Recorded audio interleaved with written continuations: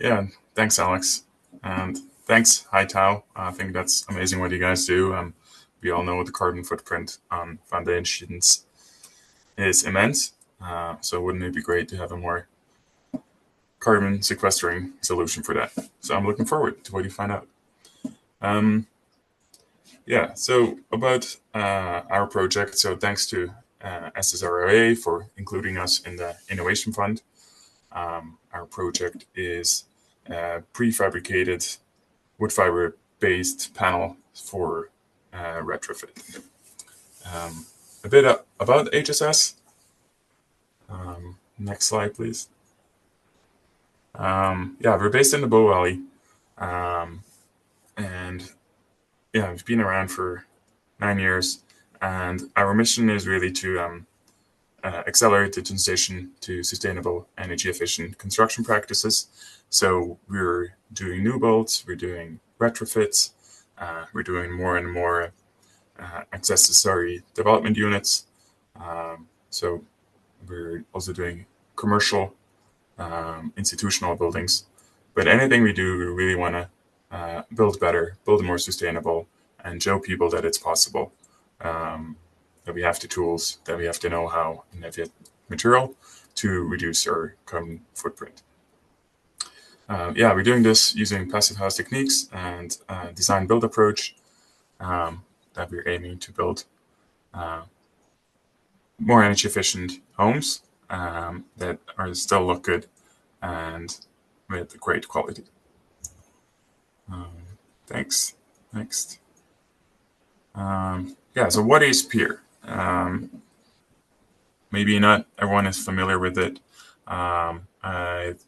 So PEER, the way I look at it, is kind of the next iteration from deep energy retrofit, which we've done quite a few here in the Bow Valley. So it's basically taking an existing building and make it more energy efficient, but doing all the work on site. And the advantage of the PEER is that all those panels will be prefabricated, basically with the goal to reduce the time on site and the work on site, and really with the end goal is accelerate adoption of deep energy retrofits in Alberta, Bow Valley, and beyond. So yeah, here's just a mock-up of our first project that we're doing. It's a double-wide modular home from the late 70s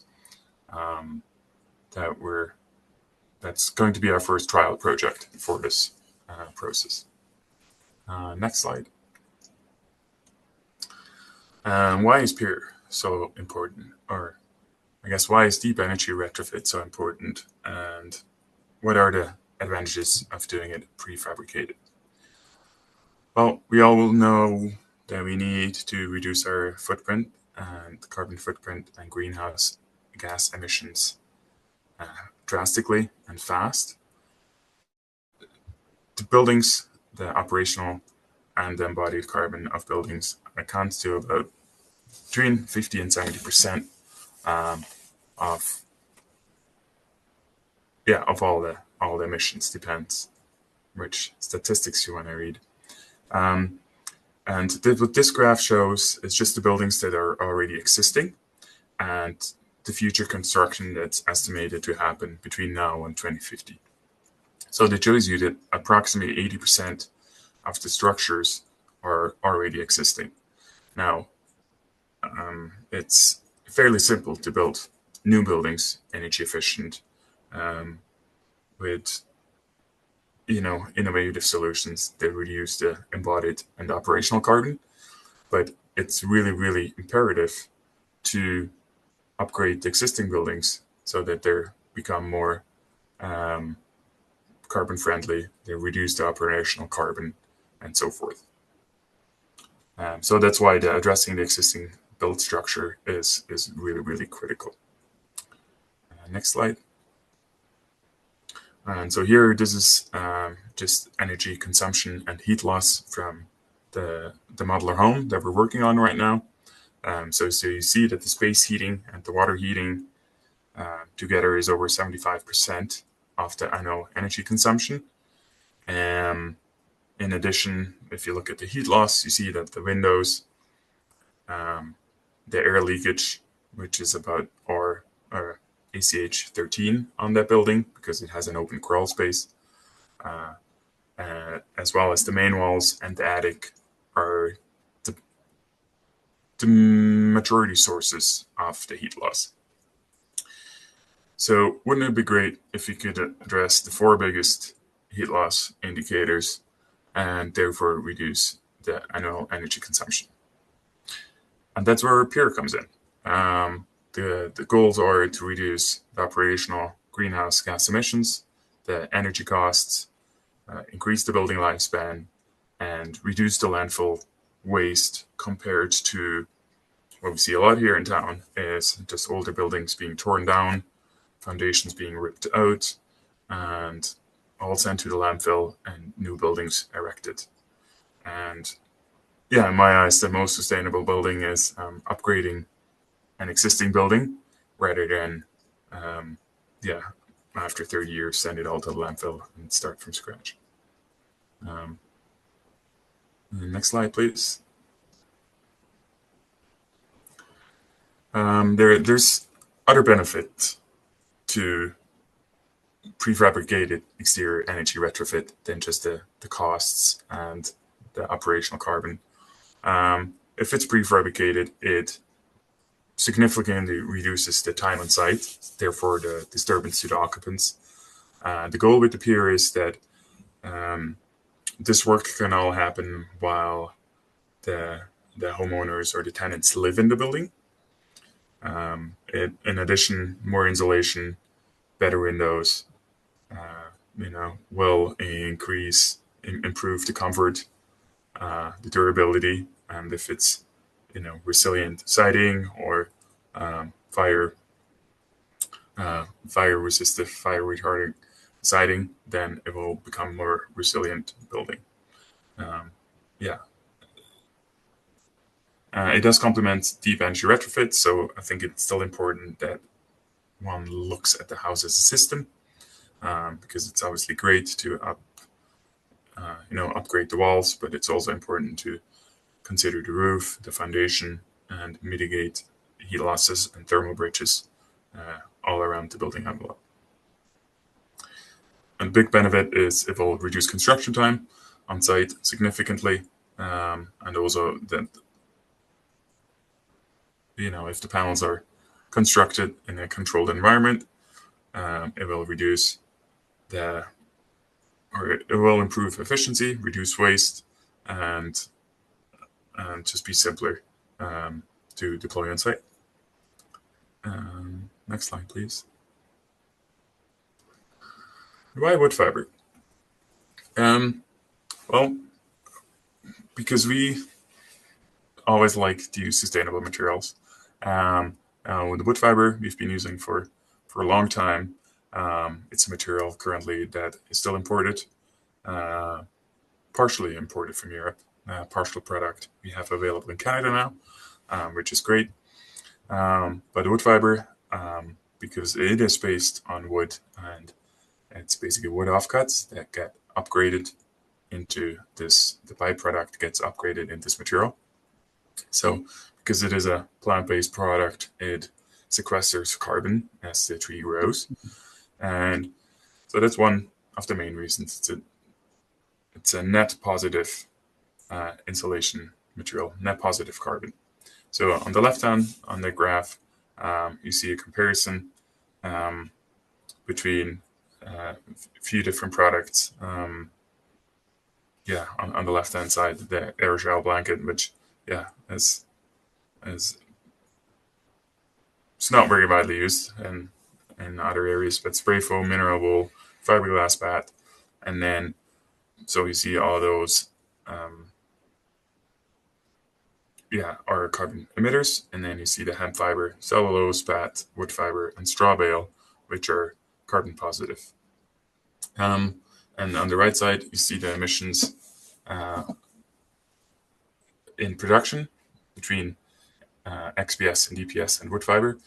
So you clearly see that there is great benefits in using a material that's plant-based and doesn't have a petrol-based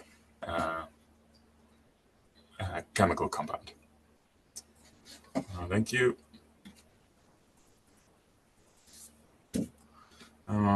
Okay, here is a bit of a mock-up of our system. And so on the left side, you see the panel or the products. And so on the bottom, it's the wood fiber cellulose, which now gets produced in Canada. And the wood fiber panel boards, which currently we're importing from Europe. But we've been trying to get a hold of the more locally US sourced product. And so on the right-hand side, you see a build-up. So the layer 1 to 5 represents the existing building envelope of the structure. In this case, it's just a 2x4 wall with, I call it a 3mm poly and some sheeting on the outside. And so the new prefabricated panel that we will provide is a 2x6 stud framing with at 2 feet off center that will be connected to the existing structure and with a bracket at the bottom. Then we'll have a rigid wood fiber panel board on the outside. In this instance, we're using 60 millimeters thick fiberboard.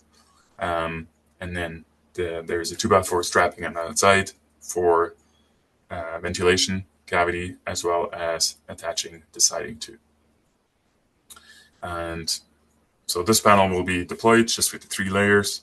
It will be installed, and then the wood fiber will be blown in on site at this stage. Next slide, please. How does a pier work, and how do we want to scale this up? So thanks to people who've done this before. There's a bunch of people doing that in Europe. Thanks also to Peter Amerongen and spearheading this in Edmonton at the Sundance Co-op. Great to have some people around who've done this before and learned lessons, and they're willing to share. So for this instance, we did so scanning the building is important. So now we've tried this with a handheld laser, which still required some verifications on site. But the idea is really that, we're trying a few different methods and figure out what's best and improve the process. So we're scanning the building, it creates a point cloud. And then from the point cloud, we bring this into 3D file and double check measurements from the field and create the 3D wall panels. Next slide, please. So first, designing the existing structure, measuring the windows or rows on site, bringing it all together, and then designing the outer shell around the building. Next slide, please. And so this are just reference photos from projects we did a few years ago, but that's basically the plan, that we're prefabricating those panels on a framing table, attaching the wood fiber to it, shipping it to site, and then erecting it with a crane. We're also going to make some smaller panels to see how easily it can be erected in areas where you don't have access with a crane. So stay tuned for more info on that. Next slide. And the project goals is to demonstrate the advantages of prefab for retrofits. We want to come up with a system that improves energy performance, and also we want to figure out a way to make it efficiently between the measuring, transferring the data into the 3D, and then creating shop drawings and deploying the panels to site. In addition, we want to address possible concerns around wood fiber insulation. I think it's a great product. It's sustainable. It's vapor permeable. It has a great fire rating compared to other materials. It is durable, but we just want to improve that option. And then, yeah, we want to measure. We want to measure the carbon savings using an LCA and a bunch of other data collection. If we go to the next slide. Yeah, so we did taking the Energuide evaluation before and after, comparing the bills before and after. We were going to do a blower door test. We're doing monitoring energy use as well as air quality. And then we were also looking at hydrothermal monitoring within the wall structure to see if there was any moisture within the buildup. Next slide, please. And then, yeah, part of this innovation grant is to develop a how-to guide and a case study, and we look forward to sharing this with you when it becomes available sometime next year. And next slide, and thank you very much for your attention.